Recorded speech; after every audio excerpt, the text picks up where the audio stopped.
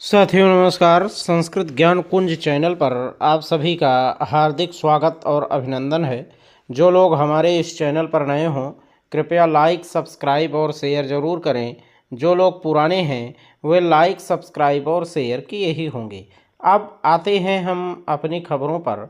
बहुत सारे लोग हमारे आसपास के जो शिक्षा मित्र बंधु थे और जो अनुदेशक बंधु वगैरह हैं, ये सभी जो है हमसे कई लोग आज सुबह मिले और उन्होंने कहा कि आपने किस आधार पर ये कहा है कि आखिर हम लोगों का समायोजन होगा।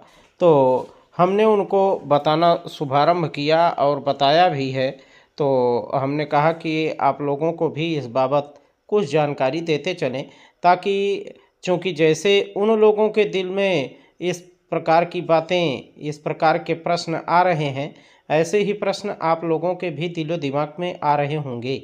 इसलिए इन प्रश्नों का सटीक उत्तर हम दे रहे हैं। आप बखूबी सुनिए और लाभ लीजिए। तो आइए बात करते हैं। माननीय सुप्रीम कोर्ट ने अपने ही आदेश में बहुत कुछ कहा है।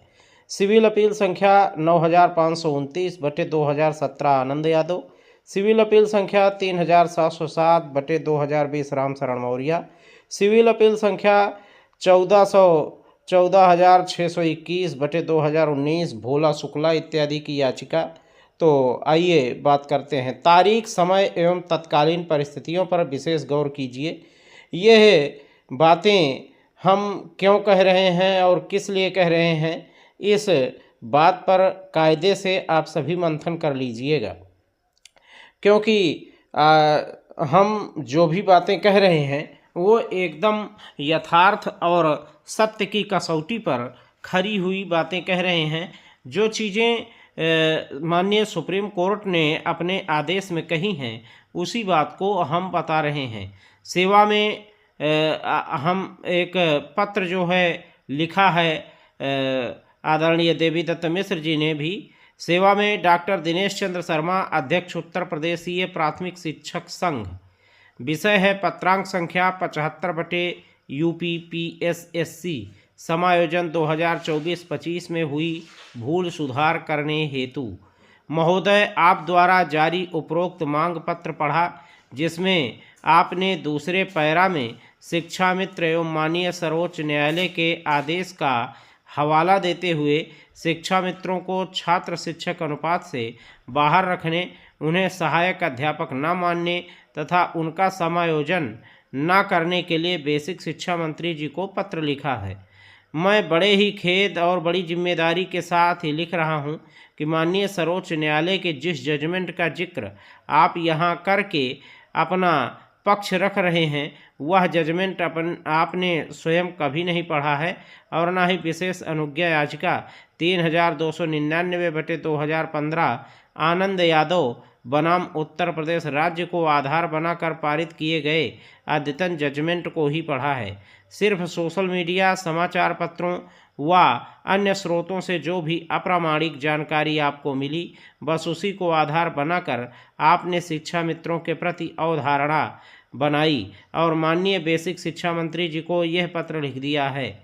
यह आप जैसे जिम्मेदार व्यक्ति द्वारा किया गया दुर्भाग्यपूर्ण कृत्य है।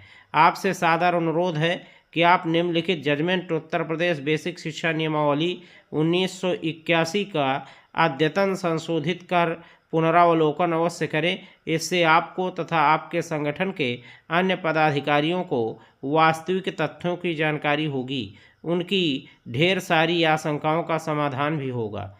अब उसके बाद नंबर 1, नंबर 2 करके कई सिविल अपील उन्होंने प्रेषित की है। सिविल अपील संख्या 9529 बटे 2017 आनंद कुमार यादव बनाम उत्तर प्रदेश राज्य। दूसरा है सिविल अपील संख्या 812 बटे 2018 कुलभूषण मिश्रा बनाम उत्तर प्रदेश राज्य। और तीसरा है विशेष अनुमति याचिका 14,621 बटे 2019 भोला शुक्ला बनाम भारत सरकार। और चौथा है सिविल अपील संख्या 6,687 बटे 2020 सूबेदार सिंह बनाम उत्तर प्रदेश राज्य। और पांचवा है सिविल अपील संख्या 3,707 बटे 2020 राम शरण मौर्य बनाम उत्तर प्रदेश राज्य।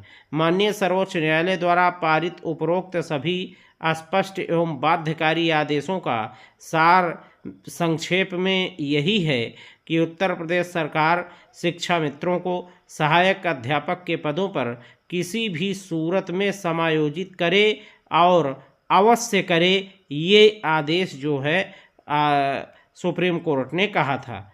अतः उत्तर प्रदेश सरकार विधि एवं माननीय सर्वोच्च न्यायालय द्वारा पारित उपरोक्त आदेशों को आधार बनाकर शिक्षा मित्रों को समायोजित करने जा रही है। सरकार के इस निर्णय का आप सभी को स्वागत एवं खुला समर्थन करना चाहिए। शिक्षा मित्रों के समायोजन के विरोध का अब कोई आधार एवं औचित्य बिल्कुल नहीं रहा है। सादर देवी दत्त मिश्र, मुनीपुर, कोयरीपुर, सुल्तानपुर, उत्तर प्रदेश 22-2301 पिन कोड। इस प्रकार से बातें देवी दत्त मिश्र जी ने स्पष्ट रूप से कह रखी हैं।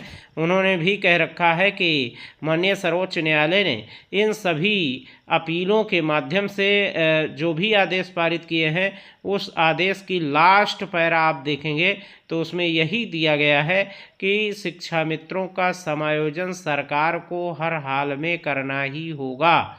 तो इसी बात को आधार बना करके आदरणीय देवी दत्त मिश्र जी भी बार बार कहते हैं कि समायोजन ही एक विकल्प है, और हम भी यही कह रहे हैं कि समायोजन ही एक विकल्प है। तो आप सभी लोग निश्चिंत रहिए, परेशान ना होइए। जैसे ही स्थानांतरण की प्रक्रिया आपकी समाप्त होती है, आपकी जो है ये भी प्रक्रिया शुरुआत हो जाएगी, स्टार्ट हो जाएगी। आपके सम्मुख ये सारी चीज़ें होंगी। तो जैसे भी चीज़ें सामने आती हैं, हम तुरंत आपकी सेवा में टाइम टू टाइम हाजिर होते रहेंगे। तो इन सभी चीज़ों की जानकारी के लिए बने रहें हमारे साथ संस्कृत ज्ञान कुंज चैनल पर। धन्यवाद, नमस्कार, जय हिंद।